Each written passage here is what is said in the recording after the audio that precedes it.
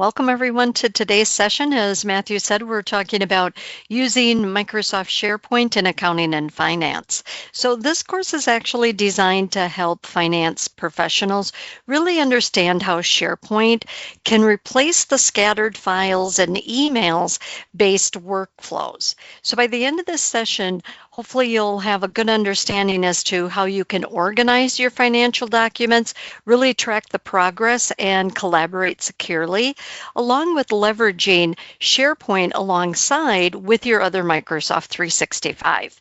So we're going to begin today talking about why SharePoint really matters in finance and accounting teams. So many of you are probably familiar with the pain of searching through emails for the right spreadsheet or dealing with multiple versions of the same file.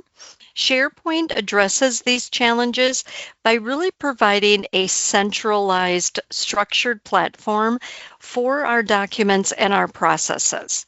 So the benefits of using SharePoint is here's about 10 of them. On the left side, we start with centralized document management, which means all your budgets, your reports, your invoices can all live in one place. Version control can prevent the confusion of multiple copies, circulating emails, or having them be on one person's local drive, those types of things. And the audit and compliance readiness is built in with automation tracking, and we can see who changed what and when they did it. Also, the permissions that we can really lock down so that sensitive data like payroll is only available to the authorized users. The collaboration features really let multiple people work on the same file at one time. We'll talk more about that. And on the right-hand side, the list gives you structured ways to track expenses, month-end tasks, and budgets. You really get a real-time visibility through different dashboards instead of status update emails and things like that. We also can have templates and libraries really to bring consistency to how documents are really managed. So everything is integrated with your 365 tools that we already have in place. So when it comes to working in Microsoft SharePoint, SharePoint is part of Microsoft 365. It's part of this whole suite of applications. And for finance and accounting teams specifically, it really provides a secure and structured place to manage those documents, track your work, support that collaboration across multiple departments. So a SharePoint site is a workspace that really will contain pages, document libraries, things like lists and other components. We'll get into more detail on working with lists and libraries today. So we can really access a SharePoint site from a web browser, through Microsoft Teams, through your 365 app. It's available mobile on your mobile devices as well. You could have a shortcut that is on your internet browser. However you want to access SharePoint, there's a lot of different options. So I'll show you a few of those just to make sure that you have a good understanding as to how do I get to my information. So organizations really use SharePoint to publish pages, manage documents, dashboards, lists, and really help support our business processes. So SharePoint is an online-based application that is free with your Microsoft account, but it is something that does have to be developed. So it isn't something that most people just use straight out of the box. It does take a little bit of setup depending on what it is that you want to be a part of the SharePoint site. But we'll talk more about that here before the end of the session. But as of May of 2026, Microsoft is rolling out a refreshed experience with the navigation. It's more organized around a thing that is called Discover. It's got publish options and build options built into this new navigation. Now, I do not have this new navigation. It hasn't been released to my account yet. It will probably be released here within the next few days, but they really say kind of May to June is when this is going to be coming out. I'll show you an example of what it's going to end up looking like. So if you don't already have it, just know that it's going to be coming. I can't demonstrate it today because I personally don't have it, but I do want to talk about some of the features that you may have already had rolled out, because there's several updates that are really focusing on a more simple navigation. We want better content discovery. We want to be able to really have consistency from one application to another. And Microsoft has been really focusing on that for the past year. And now SharePoint's turn to get an updated navigation option. So we'll kind of see that here in just a second. But this Discover is going to replace the older Start page that we used to get. So it's going to make it easier to find relevant SharePoint sites, to find news, or to find content. Your tenant, like I said, may not have this new experience enabled yet, but watch for it if you don't already have it. It should be out within the next 4 to 5 weeks by the end of June. Okay, so Publish is going to be a part of this new navigation, and it's going to allow you to have a more unified experience for working with your pages, your news posts, your communications. It's really going to bring site creation and list creation and library creation really more into a centralized area. So some AI assistance creation features do require a Copilot license to use, but that's a big enhancement along with different SharePoint elements as well. There's also external sharing and things like that that can be have been enhanced. But this is going to be an example of what it's going to look like for you, so that now when you go into SharePoint, the app itself, which I'll show you how to get in there, mine doesn't look like this right now. I just wanted to show you a screenshot of what it's going to look like here over the next few weeks, but it's going to have this category for Discover. Notice on the right-hand side, it's got the consistency of being in your document libraries being in OneDrive. It has that consistency of discovering recent files. You can see a category for updates from your coworkers. You can get into your recent items. It's got a universal search at the top. So if you're looking for something specific that could be in SharePoint someplace, but you don't know quite where, you can use the enhanced search capabilities as well. So I just love this new look, and I'm super excited for that to be implemented. That is going to be a huge benefit to all of us. And then you can see on the left-hand side, it's got easy access to Publish, to build options, and different things like that. We'll get into a lot more of that once we have some updates to this. But I want to talk first about document management. When it comes to accounting and finance teams, document management can be a big foundation of how we use SharePoint. Effective document management is truly essential, where we want to make sure that things are going to be accurate. We're going to have control over what things are going on. We can have that traceability. All of those kind of things really matter when it comes to accounting and finance. So SharePoint, to me, is the number one place to be able to store documents. So SharePoint really provides this structured environment that helps you reduce reliance on email attachments, eliminating those duplicate files, and really maintaining that consistency across your current information. So in SharePoint, we're going to see today how we can have a document library that can be organized based on having a library and having folders inside the library. So folders are part of your shared document library structure, and you can have folders out there that are going to be named with things like month-end close, or drafts, or final reports. Anything that you need to have shared with your coworkers that they need to have access to, you can be putting these into a document library, organizing them in folders. So we have a library, and inside the library will be the folders. So we can have lots of ways to structure things to make it easier for us to find things. So let's actually jump out to take a look at how are you going to get to these tools and how do they work. So one way that you're going to be able to access SharePoint is by having a shortcut on your internet browser. So I have my favorites going across the top, and I have quick, easy access to a couple of different SharePoints because I saved them as a favorite. So like if I want to go to this SharePoint site called Our Intranet, I can just click on the shortcut directly from here. Or if I want to get to a SharePoint site that I don't have a shortcut for, I could simply go here into my Microsoft account, go to the top left and click the Apps Launcher. When you do that, you will have access to your different applications.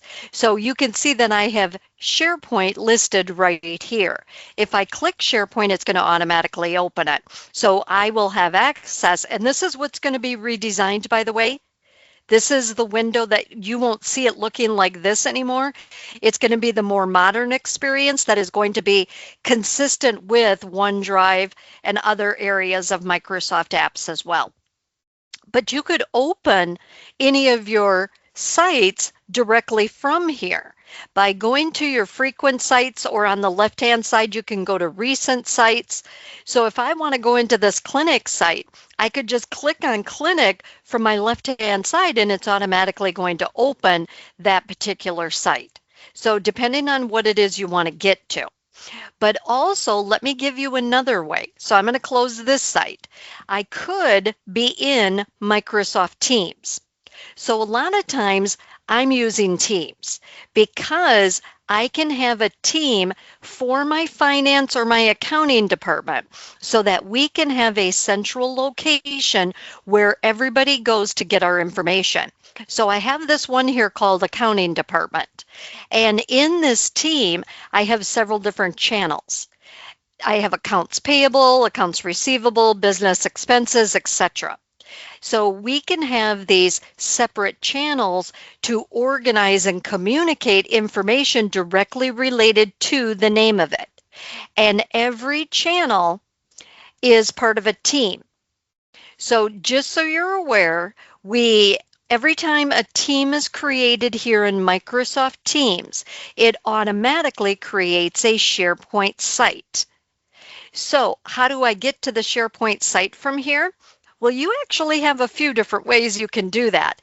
From the channel, from whichever channel you go to, you could actually have a shortcut up on the tabs of that channel. But if you're going to be working in the document library, organizing documents related to the name of the channel, you would go to the Shared tab. You will have the Shared tab there by default. So what that Shared tab actually is, the document library. So every time you click on the Shared tab through Teams, you're in the SharePoint document library automatically.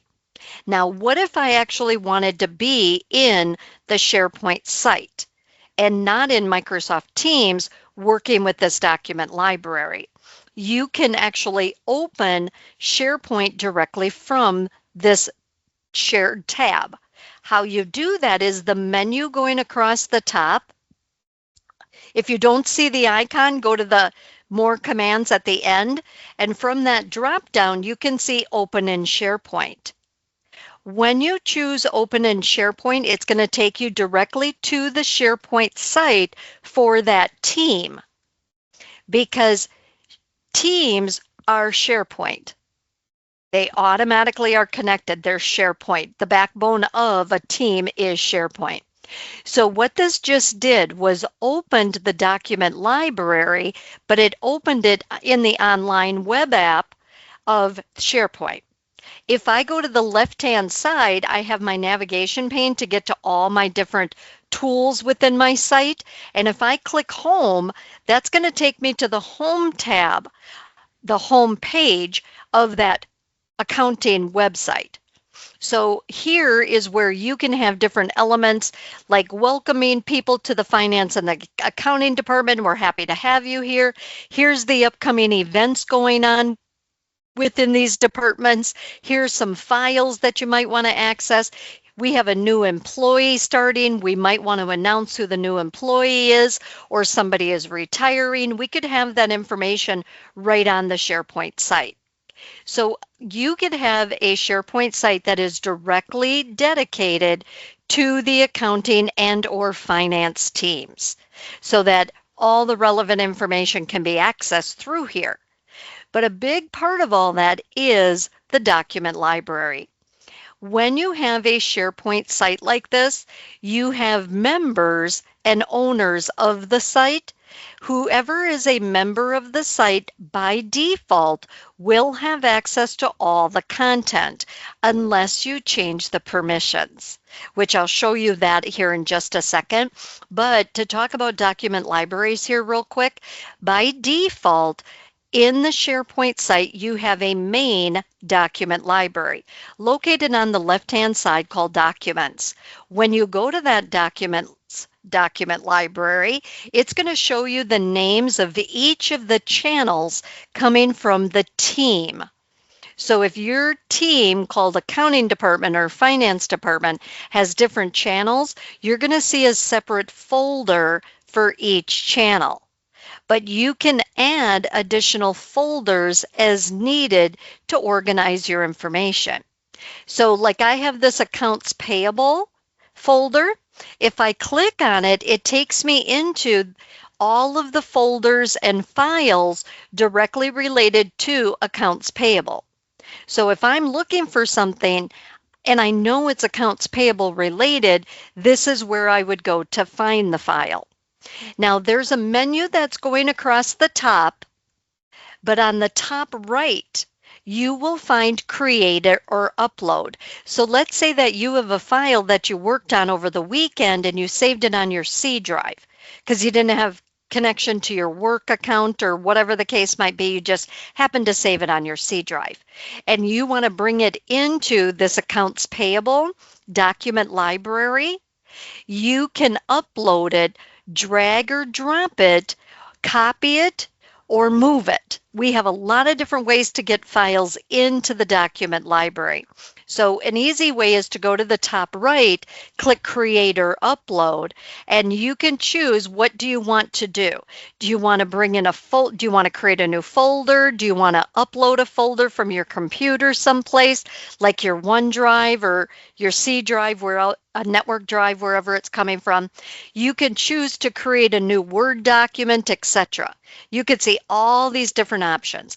I'm going to click on Files Upload. I'm going to click Files Upload. Then I could navigate to wherever my file is located at, select the file, and click Open.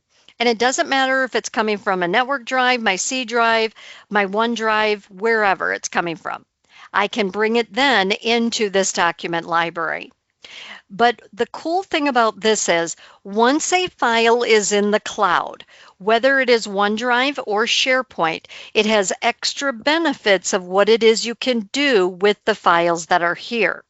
So let's say that I have this file, this Excel workbook here called ABC Company. And what if I want to make changes or manage this file? An easy way to manage a file is to right-click, or when you're hesitating on the file, go to the More Actions menu. If you just want to share it or open up Copilot, you have icons for those as well. I'll talk about sharing and permissions in just a second, but if I go into the menu to manage that file, you're going to see that it has several different choices. I can choose how I want to open the file. I could preview it, I could share it, copy a link, I could go into Copilot and do some summarization, those kind of things. I can manage who has access to this file directly from there. But the main things that you're probably going to use are things like delete, or you want to save it to a favorites category. Those are things that are commonly used. But just so you know, if you delete a file, every SharePoint site has a recycle bin. So every SharePoint site has its own recycle bin. On the left-hand side here, you could see a shortcut for this recycle bin. So you get 90 days, I think it's technically 93 days, you get the opportunity to go back and restore a file out of the recycle bin. But you do need to be in SharePoint to do that. We can't do that directly through Microsoft Teams being in the channel itself. That is done through SharePoint. Okay, but a couple of other things that I wanted to point out. You could add a shortcut. You could download the file and save it someplace else if you needed to, but that gets people a little confused on where should I go to work on this file. We want that central location. So it's a good idea to not email copies to people. If they need to have rights to the file, you could always share the file with them. But I will show you that here in just a second. But just so you know that everybody that is a part of the SharePoint site by default has rights to all the files within the document library. But I'll get into that here in just a second. But you could rename a file. You could even pin it to the top of the document library. So let's say that your whole team is working on this ABC company Excel spreadsheet for the next couple of weeks. To make it easier for people to get to it, you could pin it to the top of the list. Then it can always be unpinned so it doesn't stay there. But just so you know, you have those capabilities. But I want to get into a few other details. First, I'm going to mention this feature called Alert Me. We aren't going to worry about it because it's actually being expired here in the next couple of months. So we're not even going to worry about Alert Me because we have other ways to do what the old feature of Alert Me did. But let's start out with some integration features and talking about version history, which are why we really want to be using a SharePoint document library, especially in finance and accounting. So if you think about, okay, I have this file out in this document library, and my whole team or my whole department has access to this document library because that's the way it's set up by default. So who's ever a member of the site has access to this. But I had somebody make a change to a file, and I need to restore an earlier version. Once a file is saved to a cloud, version history comes into play. So if I click version history, I will have access to the version history for the file I was on. So in my case, that was the ABC Company Excel spreadsheet. So you can see there was one version of this file right now. And you can see that it's got this sign-off status. It was approved. Now, I'll explain that here in just a moment. And you can see that it was modified by myself last. Now, I'm just going to close that and I'm going to reopen that file just by clicking on the link of the file name, and it's going to automatically open this file in the web app by default. But if I want to open it in desktop, I could. But let me go ahead and show you how, if you came in and made changes to this. So this is going to be our 2026 budget. And I want to have information about that entered. And I'm going to be doing things based on monthly report info. Okay. And I want to put in, since right now we're almost in June, I'm going to start with June. And of course, we have the capability of filling that down where we can have all the different months, etc. So we can be making all these different changes to a file. When people are doing this, it's automatically being saved as a new version of the file. So we would always be able to go back and restore previous versions. But like I said, that doesn't start unless it's in a cloud. So SharePoint document libraries are a huge part of that. So I'm going to close that file. Now, oops, sorry, I meant to close it, but I didn't really want to close it just yet because I want to mention one other thing. What if somebody else wants to actually open that file with me? More than one person can be in the file at the same time, which is a great feature of using a SharePoint document library. But when you're in the file itself, how will you know somebody else is in there? Well, at the top right, I don't have anybody else in there right now, but you would see their profile circles, so you would know who else is in the file with you.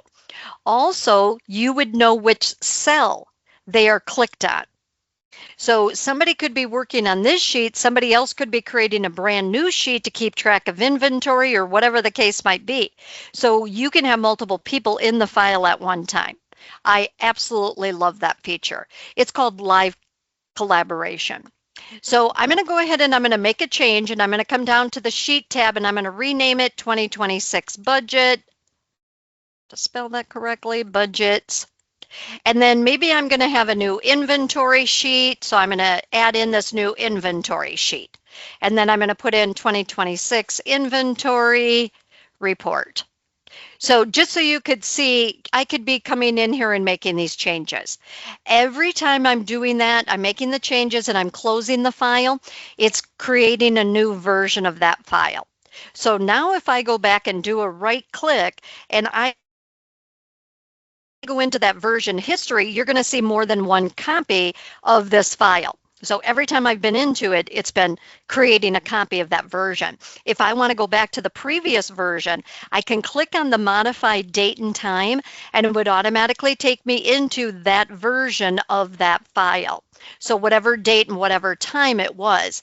And you could see up underneath the ribbon, it says previous version. To make this version become the latest version, click restore. And now why this is so important is because someone may have gone in and made some changes, but maybe they were in the wrong place when they did it. They meant to be in a different workbook or whatever the case might be, and we could just very quickly and easily put it back to the previous version. So just so you're aware of the fact that that's a huge benefit of working with document libraries. But I do want to talk a little bit about the security side of doing this. Because yes, we have a lot of things that we can be doing in SharePoint, but when it comes to working in these document libraries or working in Microsoft lists, which I'll show you in just a moment, we want to be careful on the security side. So let's say that I had a person that needs to see this ABC company workbook, but they don't need to make changes to it. I just want to show it to them. They can view it, but they can't make changes to it. They're not part of the accounting department or the finance department, so they don't by default have rights to this entire SharePoint site. So we could go to the share icon. When we hesitate on the name of a file, click that share icon, and we could share just this file. We don't need to share the entire document library. We have other ways we could do that if somebody new joins or things like that. But I could just choose, who do I want to share this with? So I could choose a person, and on the right-hand side where the pencil is, I could click on that drop-down and I could say they can only view it. They can't make changes to it. They can only view it. I could then type in a message and click send, and it's going to send a link to that file for that person to be able to view only that file. So I'm just going to click send so that you can see it automatically will send them an email. They'll have access to viewing that file. And when they're in the file, of course, I'll be able to see if I'm in it too, that they're in it. And they can see if I'm in it, but they can't make changes. Now, we could always change our mind, because what if they only needed it for, we changed our mind and we don't want them to have access to it anymore? We could always go back to the menu for that file, and we could go into Manage Access. From the Manage Access, we could go to any person that we shared this with, click on that, and we could delete their access or change what it is that they can do.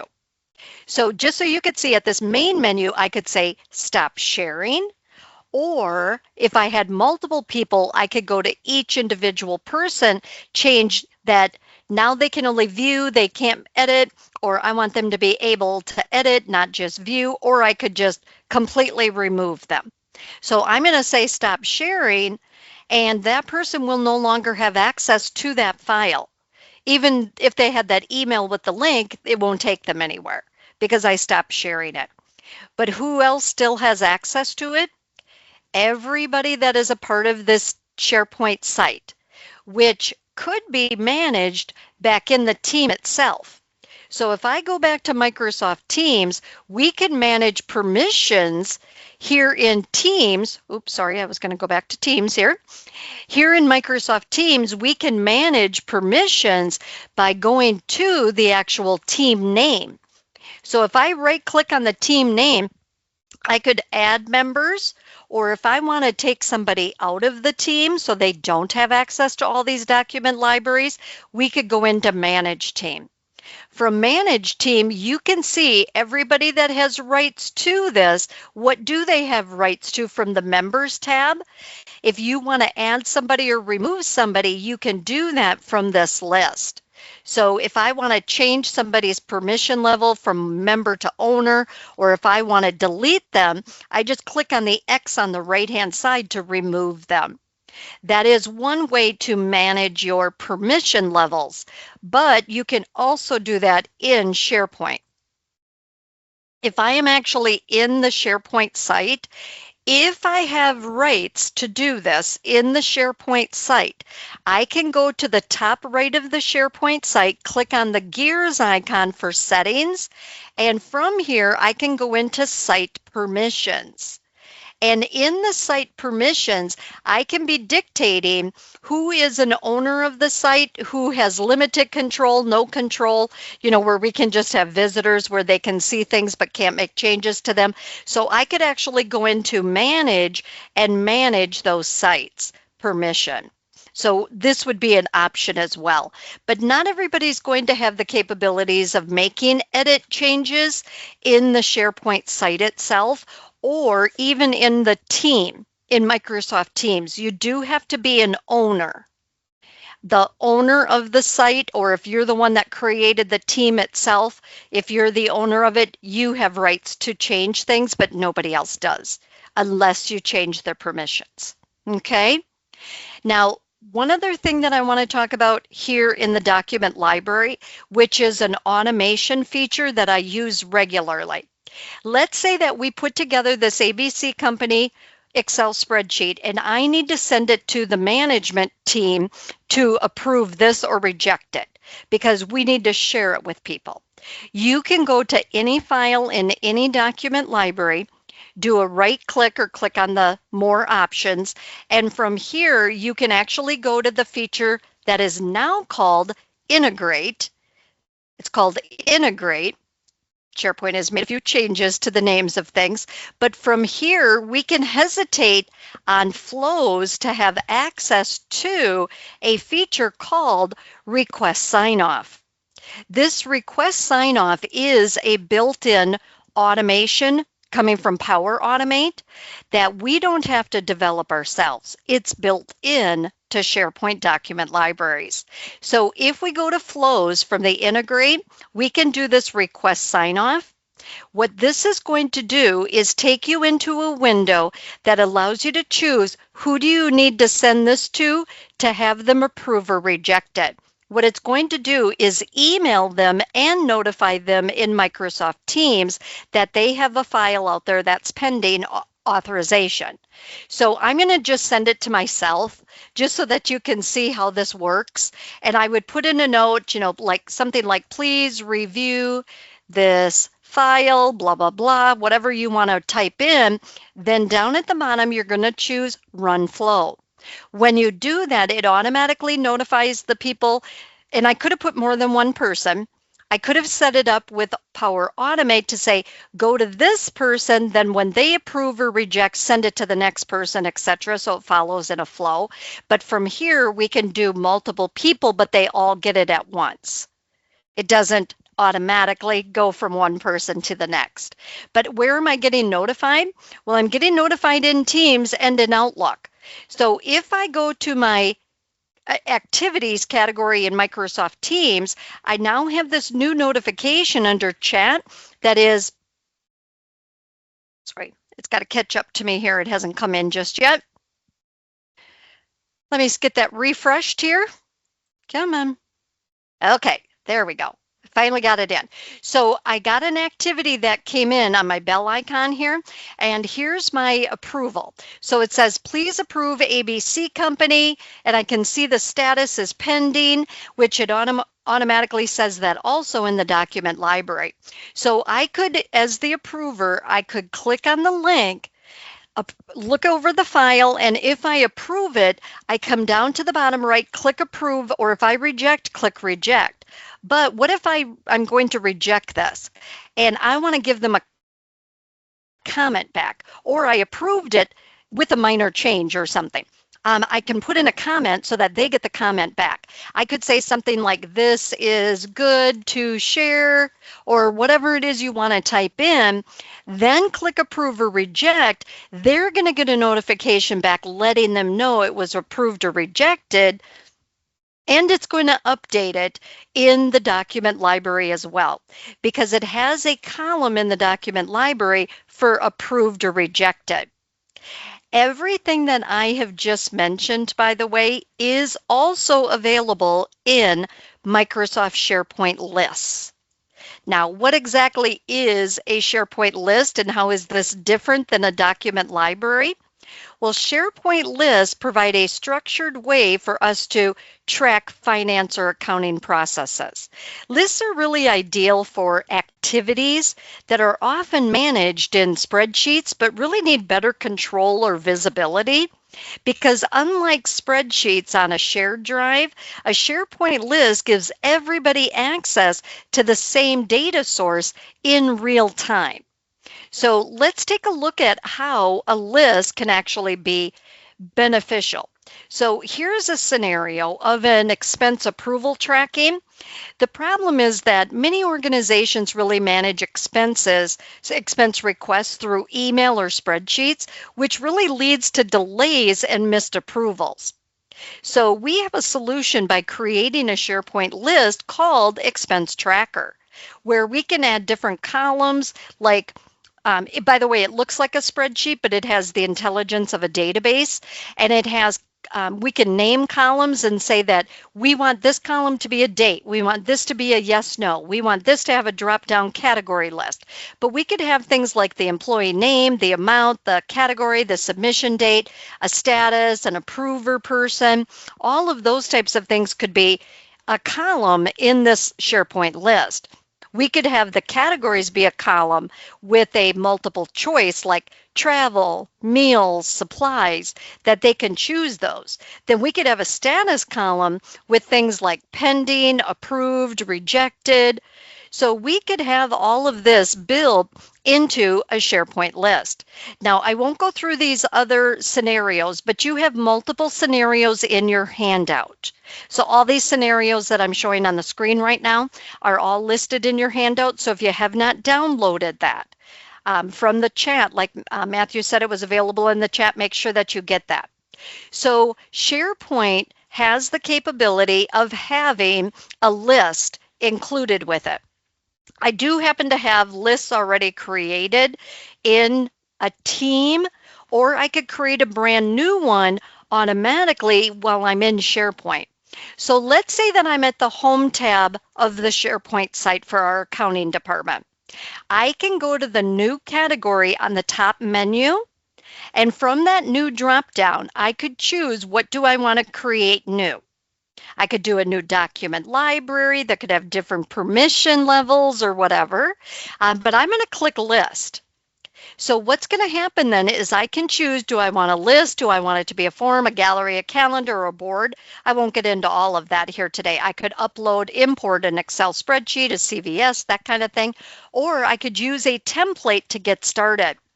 Templates are great because it's going to actually be coming with some information already created for you, but you could still modify it. So just so you could see, we have issue trackers, we have event, asset manager, recruitment, travel requests with approvals, all kinds of things can be used as a starting template.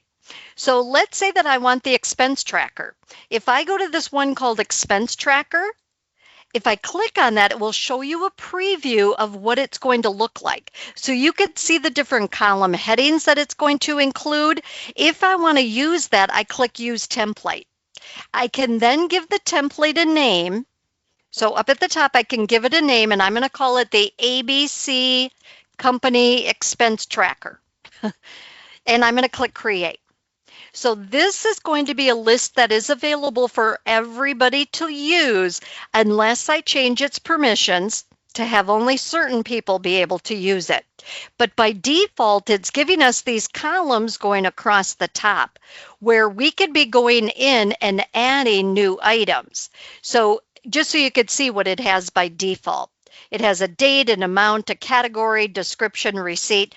But if you want to add something into it, which by the way, you could even have a Microsoft form that is created so that if somebody has an expense, they fill out the expense form. It can automatically populate in this list, and whoever is in the column that I'm going to add here in a second for the approver, we could have a workflow that is set up to say whoever name is in the column for approver, they automatically get notified that they have this form that they need to approve or reject for this expense. So we can have a complete workflow directly with the applications that are a part of 365 using SharePoint, and inside SharePoint we have approvals, we have built-in lists, we can use Microsoft Forms, and it can have email notifications, it could have team notifications, whatever it is that you need. You don't need extra third-party applications that we're going to pay extra for. These are tools built in. You already have a license for them. Now I'm going to add a new column just to show you how we could do this. I'm going to go to the right-hand side before I add a new record, a row of information. I'm going to click Add Column. And from there, I can choose what type of column I want. Do I want it to be text, multiple choice, date and time, etc.? You can see all these different options. I'm going to actually choose person because I want it to be an approver. I'm going to click Next.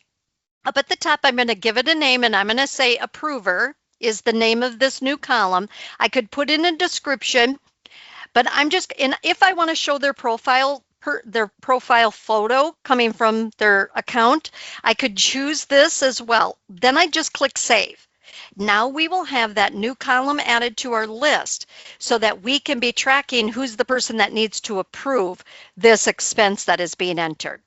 At the top left, you can click Add New Item to manually type in an item without having that automation process. But we come in and we put in what the item is. So maybe this is going to be food, or I'm going to say dinner with vendor. And I can put in what the date was. Oops, I can't put a date that's in the past. The date was on the 8th. Here's the amount that it was. Here's the categories that I can choose from, which can be modified. We don't have to keep the template categories. Then we can put in a description of what it was. We can upload the receipt as an image. We have the column for approver. The approver has to be someone that is in your global address list. I'm just going to say it's going to be myself. Then I'm going to click Save, and it automatically will add that as a new row in this list. These lists can be connected to other sources. We can run reports on them. There's a lot of different automation features that can actually go into using both the SharePoint document libraries and the lists. And just to show you, up at the top on the menu, you're going to see a lot of similarities to the same menu that we have in our document library. If I go to this integrate, like I showed you on a file within a document library, I can go into flows and I can set a reminder. Because what if this was actually submitted on the 8th and we have another column that is when it was approved and it hasn't been approved yet? If it's been 5 days and it hasn't been approved, maybe we want to set a reminder. So it's pretty great that we can do that. So a lot of this is stuff that I've done as an Excel spreadsheet. And I learned real quick that Excel really wasn't a good tool. I was better off putting it in a SharePoint list. I can import an Excel spreadsheet that has clearly defined headings and then make them into whatever I want them to be. Like if I want to have a drop down list of multiple choices and stuff, we can definitely be doing things like that once it's brought in. Or I can bring in a CSV file. I could bring in an Access database. All those types of files can actually be imported in, which is pretty cool that we can do that. But if I want to go into create a new rule, I want to go into Power Automate and create other advanced workflow capabilities, we can definitely do that. Now, before I continue, Matthew, let me go ahead and do you have a question from someone? Yes, I do, and I think you just answered it, but I just want to make sure because I think you just touched it. Okay. They're wondering, can Excel spreadsheets be uploaded into the list to be approved for payment? Yes. So, yeah, okay, perfect. Just like the way you attach the receipt there, you could just attach a CSV file. Correct. Perfect. Yep, it can have any type of an image file, a file, whatever PDF file, whatever kind of file. You want to create it though, so that somebody knows that that's been submitted. And that's kind of where that approver column comes in. And, you're going to track more than what I have in this list because you can have as many columns as you need to track all of your information. But we could actually, technically, we could have an Excel file, because if somebody else doesn't want to work in the SharePoint list or whatever, they could be entering it in Excel and we could have it automatically be adding the records here to a list. Or we can do a one-time dump from Excel into the list and then have everybody using the list. And we could set it up with any kind of approvals we want based on any column. Okay. A lot of options there. Thank you, Joel. Lots of options. Absolutely. Yeah. It's pretty powerful. It can do a lot. I just love these. But it's got consistency from, SharePoint document libraries and lists really have a lot of the same functionality together, which is great. They all have these great power tools that are built in. But back to the menu at the top here for a moment. When you're in the list, if you go to the More menu, this Alert Me, like I said, is going to disappear. So if you have any alerts set up, you want to recreate them under the Integrate feature, because those will be disappearing in June and July. That's going to be expired here coming up. So if anybody already has any alerts set up, you do need to get those transferred over to the Integrate. Whether you're creating a workflow based on a date, you want to set up a rule, you want to turn on approvals, those kind of things, you could do that. And I'm going to enable approvals here just so you could see. If I enable approvals, we'll be able to use that same approval process that I showed you with a document library, where it can send a notification and somebody has to come in and approve or reject the actual entry. And it can have a tracking method with that, just so you know. There's a lot that we can do with these lists. I use these a lot with accounting and finance. But really, truly, for me, the biggest part of SharePoint in these two types of industries, finance and accounting, is the document libraries. But both of these are going to have different rules, notifications, and automation you can do.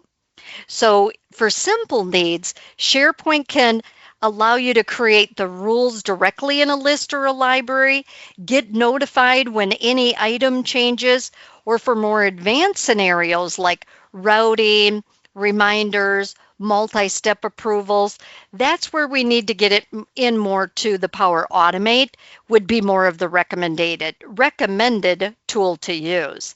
To set this up, we're really just going to go to the list or the library, and then we just go to that menu for that Integrate. It used to be called Automate, by the way. They just changed it to Integrate. So I do have some information in your handouts as well on that Integrate feature. So we would then be able to review the options that are available, set up these simple rules, and let me jump back in there and kind of talk a little bit more about this. So if I go back to this Integrate and I go to this rules category, these are the built-in 4 rules that we have besides doing that request sign-off. You could say if an item is modified, and we can choose which column we are referring to. Or we could say if a new item is added. So if somebody fills out a form and it automatically transports it into this list, how am I going to know something new is there? Well, I'm going to set up a notification to say if a new item is added to this list, I want to get notified. Or I could say if an item is deleted. So if an item gets deleted, I'm the person responsible for these expenses. Maybe I want to get notified if somebody accidentally deletes something. Or I could say if a date is approaching.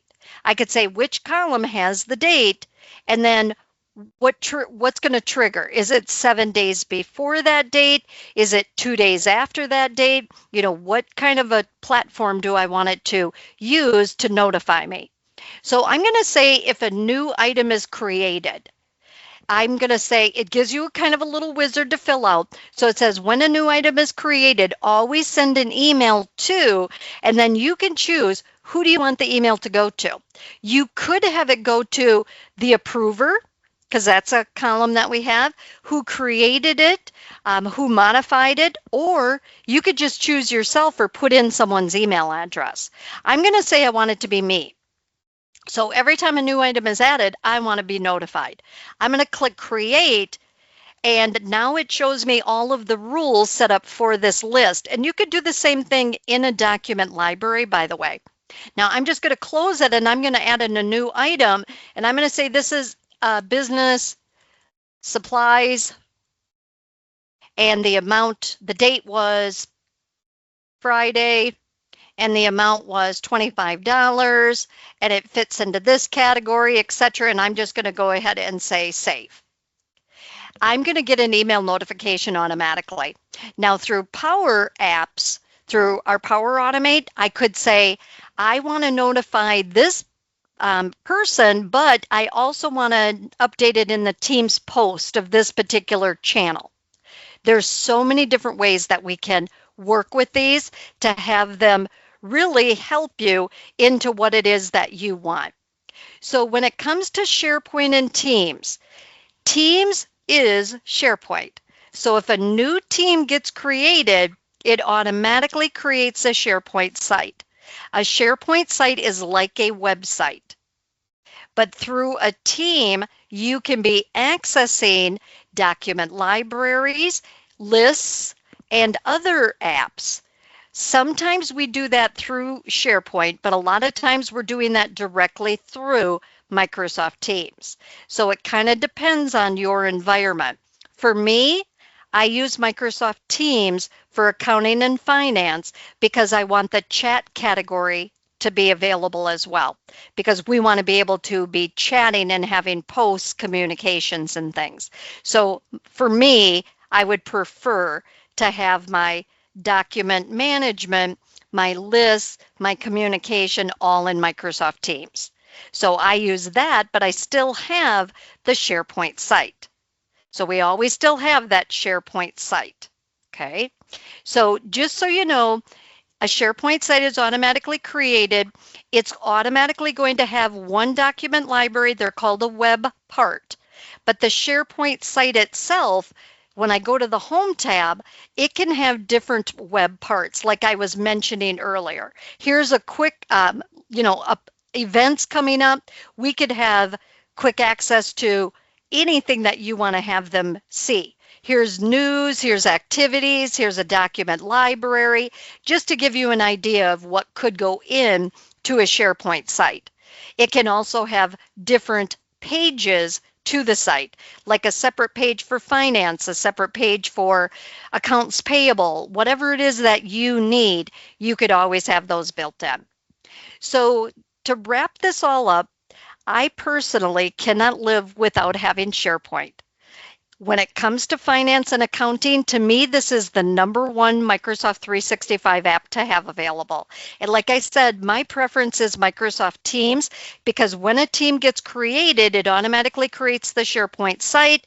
We can easily control who has access to it. We can have different channels to help organize information and have the separate folders for each of the categories like accounts payable, accounts receivable, etc. I just think it's a great thing to do. If you have not already created a team or have a SharePoint site or a document library available to work in, start now. Now is the time to get started. Or if you need to go back and revamp it, you've got Smart Dolphins as a IT company too that can really help you with all of this and getting things structured better as well.